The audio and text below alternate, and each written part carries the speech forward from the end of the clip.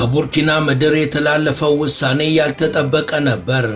የቶማስ ሳንካራ የመንፈስ ልጅ የአንድነት አቀንቃኙ የቡርኪናው ጥቁር አልማዝ ኢብራሂም ትራኦሬ ሳይጠበቅ እነ ፈረንሳይ ላይ ዱብዳ የሆነ ውሳኔን አሳልፏል። ከዚህ ውሳኔው ባሻገር በርካታ አፍሪካውያን መሪ ማለትስ ይሄ ነው ያሰኘ ህዝቡን ከድህነት የሚያወጡ የቡርኪናን ምድር የሚለውጡና ለማመን የሚከብዱ ሁለት ግዙፍ ፕሮጀክቶችን ይፋ ማድረጉም መነጋገሪያ ሆኗል። የሳህል ቀጠና የለውጥ መሪው የቡርኪናው ጥቁር አልማዝ ከብድር ክብር ይበልጣል ብሎ ለምዕራባውያኑ አላጎነብስም በሚል አቋሙ በአፍሪካ ወጣቶች ዘንድ ቆራጡ የአፍሪካ ተስፋ ተብሎ እየተሞካሸ ይገኛል። ሀገሩን ከቀኝ ገዢዎች መዳፍ አላቆ በርካታ ጫናዎችና ስም ማጥፋቶች ድንቅፍቅፎች ሳይሆኑበት በቆራጥነቱ ጸንቶ አፍሪካ ያላትን ሀብት በአግባቡ ከተጠቀመች ያለማንም እርዳታ እንደምትመነደግ ህዝቧን በልቶ እንደሚያድር ተምሳሌታዊ ስራዎችን ሰርቷል። በተለይ በኤሌክትሪክ አቅርቦት ችግር ትላወስ የነበረችውን ቡርኪና ፋሶን እፎይ የሚያስብል የተባለለት የግዙፍ ግድብ ግንባታ እንዲሁም አስደናቂው የወርቅ ማምረቻ ፋብሪካም ከፕሮጀክቶች ሁሉ የላቀ ትኩረት ተሰጥቷቸዋል። በተለይ ባለፉት ቀናት ከሩሲያ ጋር የተፈራረመው አዲስ ስምምነት ከፍተኛ ተጨማሪ ጉልበትን የሚፈጥርለትና የሀገሪቷን ዘርፈ ብዙ አቅም የሚያጎለብት ነው ተብሎ ተጠብቋል። ፈረንሳይና ደንገጡሮቿ በየሚዲያዎቻቸው ትራኦሬን እንደ ጭራቅ አድርገው ከመሳል ባሻገር ሀገርን በተግባር ያሳደጉና ህዝብን ከችግር ያላቀቁ ተግባራቶቹን ዲሞክራሲን ያልተከተሉና ሰብአዊ መብቶችን የጣሱ ናቸው እያሉ ቢያለቃቅሱም የማልታገሳቸው ስህተቶችን እያስወገድኩኝ ጉዞዬን እቀጥላለሁ፣ ሀገሬ የማንም መቀለጃ አትሆንም በሚለው አቋሙ የሚታወቀው ትራኦሬ የሰሞኑን ውሳኔዎቹና ተግባራቱ ደግሞ ከአፍሪካ ምድር መነጋገሪያነት አልፈው በመላው ዓለም እንዲህም ይቻላል እንዴ ያስባሉ ሆነዋል።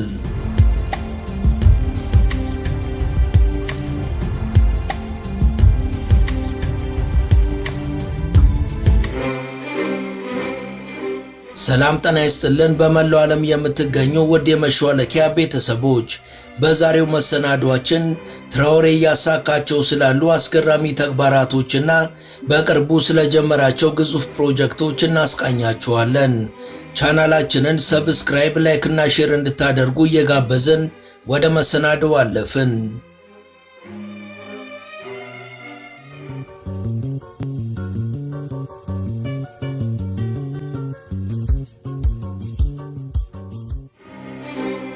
ባለፉት 4 ዓመታት ውስጥ ከቡርኪና ፋሶ ምድር የሚሰማው ትንግርት የመሰለ ለውጥ ከመላው አፍሪካ አልፎ በዓለም መድረክ ላይም መነጋገሪያ ሆኗል። የትራኦሬ አስተዳደር ወደ ስልጣን እንደመጣ ለህዝቡ ቃል ከገባቸውና እርምጃ ወስድባቸዋለሁ ካላቸው ጉዳዮች አንዱ ሀገሪቷን እያመሳት ያለውን የሽብርተኝነት እንቅስቃሴን መግታት ነበር። በዚህም የሀገሪቷ ጸረ ሽብር ሚኒስቴር ከሽብር ቡድኖች ጋር ይገናኛሉ ያላቸውን ወደ 1000 የሚጠጉ የኤንጂኦ ተቋማትን መዝጋቱንና ጥፋተኞቹን መቅጣቱን ቀጥሎበት ከሰሞኑን ደግሞ የሀገሪቷ የተማሪዎች ማህበር የተባለውን ተቋም በማገድ በወንጀል የተጠረጠሩትንም ወደ እስር ቤት ከቷል።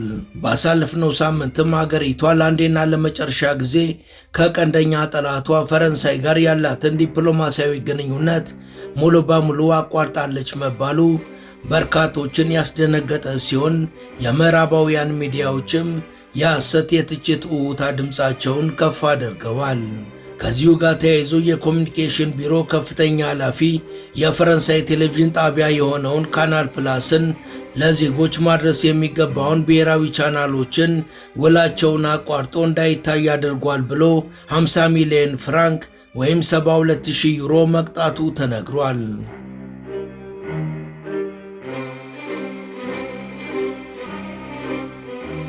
ከ2 ዓመት በፊት የትራኦሬ መንግስት በወሰደው ተመሳሳይ እርምጃ የፈረንሳይ ቴሌቪዥን ድርጅትና ፍራንስ 24 የተሰኘውን የቴሌቪዥን ቻናል በሀገሪቷ ውስጥ ምንም አይነት አገልግሎት እንዳይሰጡ ማድረጉ የሚታወስ ነው። ከዚህ ጎን ለጎን ደግሞ የሀገሪቷ ዓመታዊ የንግድ ገቢ በ108% አድጎ በዓመት 699 ቢሊዮን ፍራንክ መሰብሰቡን የገለጸ ሲሆን ሀገሪቷን በኤሌክትሪክ ኃይል አቅርቦት ለማሳደግም የአፍሪካ ፋይናንስ ኮርፖሬሽንን ብድር አመቻችቶ ወደ ሥራ ሊገባ መሆኑ ተሰምቷል። መስከረም 30 ቀን 2022 ለቡርኪና ፋሶ የብርሃን ብልጭታ የታየበት፣ በተቃራኒው በፈረንሳይ ቤተ መንግሥት ደግሞ ስጋት ያረበበበት ተብሎ በታሪክ መዝገብ ላይ የሰፈረ ዕለት ነው። ፈረንሳይ በሚስጥራዊ እጆቿ በጥቅም የያዘቻቸውን የመንግሥት ባለሥልጣናትን ገለል አድርጎ ሀገሩን ከፈረንሳይ የብረት አጥሮች ፈልቅቆ በማላቀቅ ወታደር ሆኖ ሀገሩን ያገለገለው ኢብራሂም ትራኦሬ በጂኦሎጂ ዲግሪ ያለው ሲሆን ለከፍተኛ ማዕረግ የበቃም ቆፍጣና ወታደር ነው።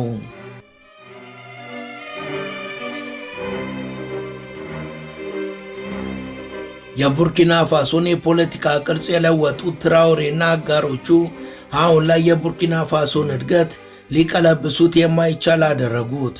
አሁን ላይ ትራኦሬ የቡርኪናን መጻኢ ዕድል ከፈረንሳዮች ዓይን በእጅጉ አርቆ በከፍታ ላይ እያበረራት መሆኑ ተደጋግሞ እየተነገረ ነው። ሰሞኑን ደግሞ የዲፕሎማሲ ግንኙነታቸው የተሳሰረበትን ገመድ ለአንዴና ለመጨረሻ ጊዜ መበጠሱ ተገልጿል። የቡርኪና ፋሶ ኮሚኒኬሽን ሚኒስቴር ፒንግ ድዌንዳ ጊልበርት ባሳለፍነው አርብ በቴሌቪዥን ቀርበው በሰጡት መግለጫ ፈረንሳይ በሀገራቸው ያለማቋረጥ የአመፃ ንቅናቄን ፈጽማለች፣ ይህም የእጅ አዙር ቀኝ ግዛት ምኞቷን ያሳያል ሲሉ አስጠንቅቀዋል።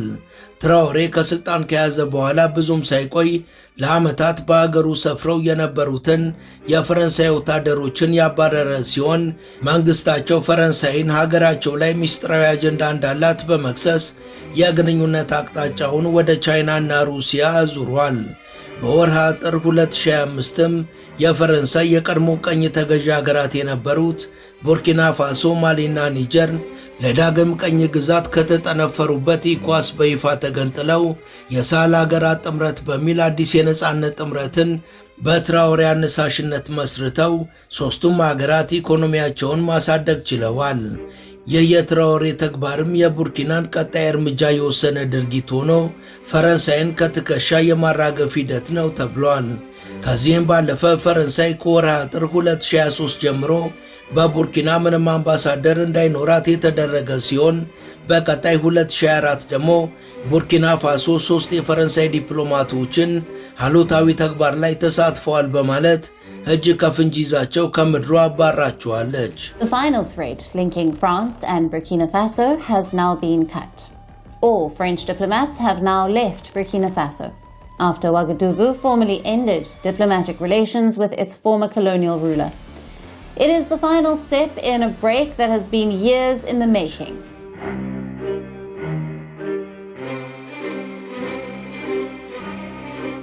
ትራኦሬ ስልጣን ከያዘ ጀምሮ ባሉት ዓመታት ውስጥ የምዕራባውያን ሚዲያዎች ቢያብጠለጥሉትም በማኅበራዊ ሚዲያዎች ላይ ግን በራሳቸው ዜጎች ዘንድ ሳይቀር በጎ ስሜትን የፈጠረ መሪ ሆኖ ቀጥሏል። በመስከረም 30 ቀን 2022 በትራኦሬ የሚመራ የጦር መኮንኖች ቡድን መፈንቅለ መንግሥት ባደረገበት ወቅት ለቡርኪና ፋሶ አዲስ ምዕራፍ ጀምሯል። ለሀገሪቷ የኢኮኖሚ ነጻነት፣ የዲሞክራሲ መርታ እንዲሁም የአሸባሪዎችን ስጋት ለማጥፋት ቃል ገብቶ ሳንካ ያላቸውን ሀገራትንና የውስጥ ተላላኪ ባንዳዎችን እያጠፋ በፍጥነት እየሰራ ሀገሩንም እያስመነደገ ይገኛል። ከውጭ ሀገራት ጋር ያለውን ጥምረትን በልዩ ጥናት በመቅረጽ ቡርኪናን ከሁለቱ አጎራባች ሀገራት ማለትም ከማሊና ከኒጀር ጋር በማያያዝ የሳህል ጥምረትን ከመመስረት አልፎ ሦስቱም ሀገሮች አንድ ላይ ሆነው ከሩሲያና ከቻይና ጋር አዲስ ስትራቴጂካዊ አጋርነት እንዲፈጥሩና የፖለቲካና ሌሎች ድጋፎችን እንዲያገኙ አስችሏል።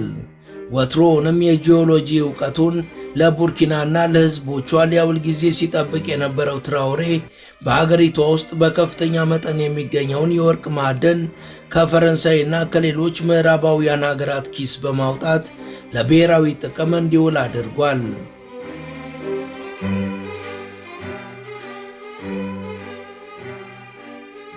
ይህም በማድረጉም የሀገሪቷ የወርቅ ሀብት የበለጠ ተጨባጭ ከመሆን አልፎ የወርቅ ሥራ ዘርፍ ከጠቅላላው የሀገር ውስጥ ምርት 12 በመቶ በመያዝ ለሀገሪቷ ህልውና በእጅጉ አስፈላጊ እንዲሆን አስችሏል። በዚህም የሀገሪቷን ሀብቶችና የሚያስገኙትን ትርፍ ወደ መንግስት ካዝና በማዞር ለህዝብ ጥቅም እንዲውሉ አድርጓል። ወርቅ በቡርኪና ፋሶ የኤክስፖርት ገበያ ከፍተኛ ድርሻ ይዞ ቢቆይም ትራኦሬ ስልጣን ይዞ እርምጃዎችን ከወሰደ በኋላ ቡርኪና ፋሶ በቀላሉ በዓለም አቀፍ ደረጃ ከፍተኛ የወርቅ ድርሻ ካላቸው 10 የወርቅ መዳረሻዎች አንዷ ልትሆን ችላለች። ከዚህም ጎን ለጎን በሀገሩ የነበሩትን የፈረንሳይ ወታደራዊ ኃይሎች በማባረር የጀመረውን የምዕራባውያንን ጥልማሞቶች የማጣራት ዘመቻ የዓለም ባንክንና የዓለም አቀፉ የገንዘብ ተቋም ድርጅት ብድሮችን ውድቅ አድርጎ የኢኮኖሚ ነፃነትን የምስራች ለሀገሪቷ አብስሯል። የሀብት ሉዓላዊነትን ለመጠበቅም ከቡርኪና ፋሶ ያልተጣራ ወርቅ ወደ አውሮፓ እንዳይላክ ከልክሏል። የውጭ ኩባንያዎች ከያዙት የማዕድን ኢንዱስትሪዎች ለተቋቋሙበት ክልል ግዛቶች 15 በመቶ ድርሻ እንዲሰጡ አዟል። በዚህም ሳያበቃ ለሀገሪቷ የመጀመሪያ የሆነውን ብሔራዊ የወርቅ ማጣሪያና የክምችት ተቋምን አቋቁሟል።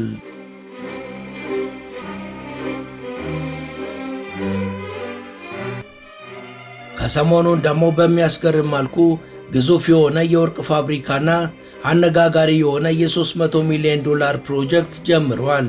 ቡርኪና ባሳለፍነው ሳምንት ሙሉ በሙሉ በመንግስት ባለቤትነት የሚተዳደር ቡቡሉ ኤስኤ የተሰኘ የኢንዱስትሪ ወርቅ ማዕድን ኩባንያን መስርታለች። የቡቡሉ ወርቅ ማዕድን 32 ቢሊዮን ፍራንክ ኢንቨስት የተደረገበት ሲሆን 39 ቢሊዮን ዶላር ገቢም ያስገኛል ተብሎ ይጠበቃል። በኢነርጂ ማዕድንና አኳሪዎች ሚኒስቴር ስም ምክር ቤቱ ለሶፓሚን ቡቡሉ ኤስኤ ኩባንያ በትላልቅ የወርቅ ማዕድናት ላይ የኢንዱስትሪ ቁፋሮ ፍቃድ የሚሰጥ አዋጅን አጽድቋል።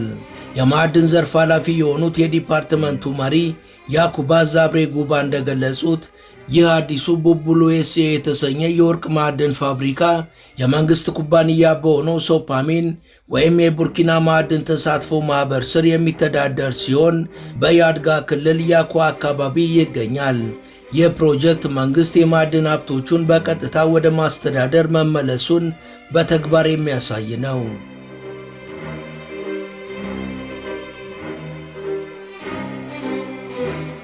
ሌላው ትራኦሬ ያደረገው ከሩሲያ ጋር አዳዲስ ስምምነቶችን መፈራረም ነው። ባሳለፍነው ጁላይ 9 2026 የቡርኪና ፋሶ የውጭ ጉዳይ ሚኒስቴር ባወጣው መግለጫ ቡርኪናና ሩሲያ የመጀመሪያውን የጋራ የመንግስታት ኮሚሽን ስብሰባ በአስቸኳይ ለማካሄድ ተስማምተዋል።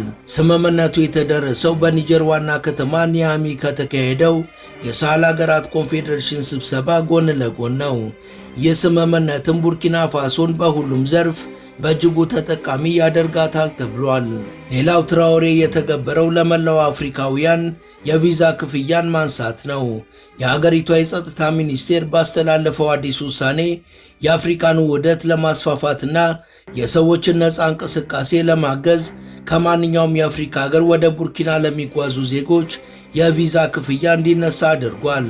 ተጓዦች በነፃ ቪዛ ከመሳፈራቸው በፊት ቅድመ ማመልከቻ ማስገባት የሚጠበቅባቸው ሲሆን ውሳኔው ሀገሪቷን እንደ ኬንያና ሩዋንዳ ካሉ የአፍሪካ ሀገራት ተርታ አሰልፏታል። ሌላው የትራኦሬ አስገራሚ ውሳኔ ወደ ውጭ ሀገር የሚሄዱ ተማሪዎችን በቁጥጥር ስር ማዋሉ ነው። በሀገር ውስጥ ፖሊሲ በኩል የትራኦሬ ካቢኔ አዲስ ጥብቅ የሆነ ሕግን አጽድቋል። በሕጉ መሰረት በግል ስፖንሰርሺፕም ይሁን በሀገር ውስጥ ስኮላርሺፕ ወደ ውጭ ሀገር ሄደው መማር የሚፈልጉ የቡርኪና ተማሪዎች በሙሉ ቅድሚያ ከከፍተኛ ትምህርት ሚኒስቴር ይፋዊ ፍቃድ ማግኘት ይኖርባቸዋል። መንግስት ይህንን ያደረገው ሳይንሳዊ ሉዓላዊነትን ለማረጋገጥና ወጣቶች በውጭ ሀገር አደገኛ በሆኑ የአስተሳሰብ ጽንፈኝነት አውታሮች እንዳይደለሉ ለመጠበቅ ነው።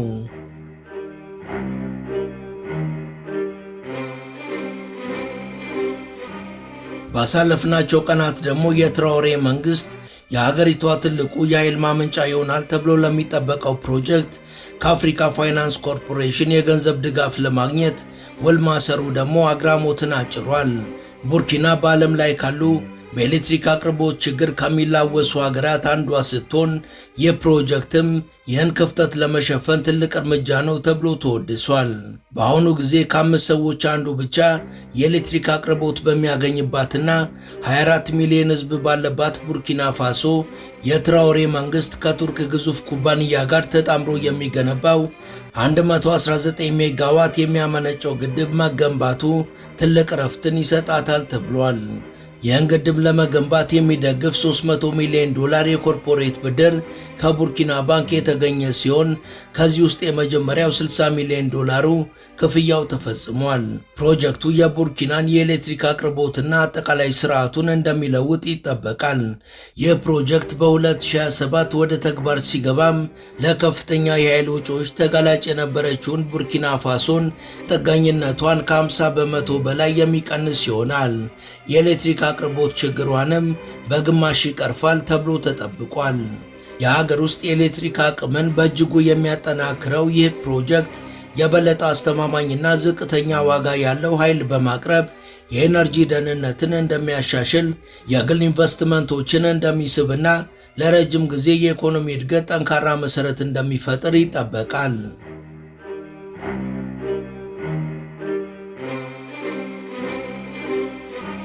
እንደ ሀገሪቷ የጉምሩክ ዋና ዳይሬክተር ጀነራል አቪስ ካፋንዶና ሰኔ 6 ቀን 2026 እንደወጣው ሪፖርት የሀገሪቷ የጉምሩክ መስሪያ ቤት በ2026 የመጀመሪያ አጋማሽ ላይ በድምሩ 699 ቢሊዮን ፍራንክ ገቢን መሰብሰቡን አስታውቋል። ይህም በእቅድ ከተያዘው 657 ቢሊዮን ፍራንክ የበለጠ ውጤትን ያስመዘገበ ነው ሲሉ ዳይሬክተሩ ኢቪስ ካፋንዶ ተናግረዋል። የአፈጻጸም የቡርኪናን የጉምሩክ ገቢ እድገትን ያረጋገጠና አስተዳደሩ ቀጠናውን ጭምር በገንዘብ ድጋፍ ለማገዝ ያለውን ሚና የሚያጠናክር ነው ብለዋል። እንደ ዳይሬክተሩ ገለጻ ይህ የ6 ወር አፈጻጸም ከታሰበው በላይ የተሳካው በዋናው የአገሪቷ ድንበርና በሀገር ውስጥ ባሉ የንግድ መዳረሻዎች ላይ የተከማቸው የገቢ መጠን በተከታታይ በመጨመሩ እንዲሁም ደግሞ ይህንን ገቢ በጥብቅ በመከታተላቸው ነው። ከታሰበው በላይ የተሳካው ይህ አፈጻጸምም የቡርኪናንና የቀጠናውን የፋይናንስ አቅም ሊያጠናክር ይችላል ተብሎ ታምኖበታል። በ2026 የመጀመሪያው ሩብ ዓመት የሀገሪቷ የኢኮኖሚና የፋይናንስ ሚኒስቴር እንዳስታወቀው ከሆነ አጠቃላይ የቡርኪና ፋሶ የሀገር ውስጥ ገቢ 790.2 ቢሊዮን ፍራንክ ደርሷል። ይህ ደግሞ ከታቀደው በላይ 108% የተሳካ ሲሆን ይህም ቀጣይነት ይኖረዋል ተብሎ ተገልጿል። እነዚህ የዘረዘርናቸውና ሌሎች ያልዘረዘርናቸው በርካታ ትላልቅ ስኬቶች ለብዙዎችና ከእውነታው መራቅ ላልፈለጉት ተጨባጭ ለውጦች ሆነው ቢቆጠሩም ለምዕራባውያን መሪዎችና ለወሬ ወኪሎቻቸው ግን የሚተቹ ችግሮች ናቸው። ለሚያወርዷቸው ለነዚህ የትችት ማዕቶች ደግሞ ምክንያቱ ከሞኝ ደጃፍ ሞፈር ይቆረጣል በተባለላቸው ባለፉት በርካታ አስርት ዓመታት እነዚህ የአውሮፓና የአሜሪካ ካምፓኒዎች የቡርኪና ፋሶን ሀብት ዝቀው የወሰዱ ሲሆን አሁን ግን ያ ነገር የሩቅ አገር ተረትና ምኞት ሲሆንባቸው አማራጭ በማጣት የመረጡት መንገድ ነው። አሁን ላይም ታዲያ ልብ ማለት ያለብን ምዕራባውያንና ሚዲያዎቻቸው አንዲት አፍሪካዊት ሀገርንና የዛችን ሀገር መሪ ተቹና አብጠለጠሉ ማለት ያቺ አፍሪካዊት ሀገርና ሀገሪቷን የሚመራት መሪ ትልቅና ስኬታማ ተግባሮችን አከናውነዋል ማለት ነው።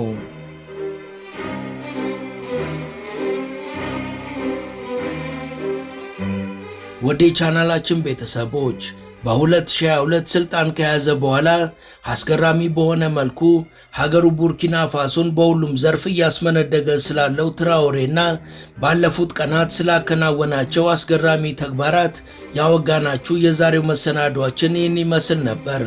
እስከ ዝግጅታችን ፍጻሜ አብራችሁን ስለነበራችሁ ከልብ እናመሰግናለን።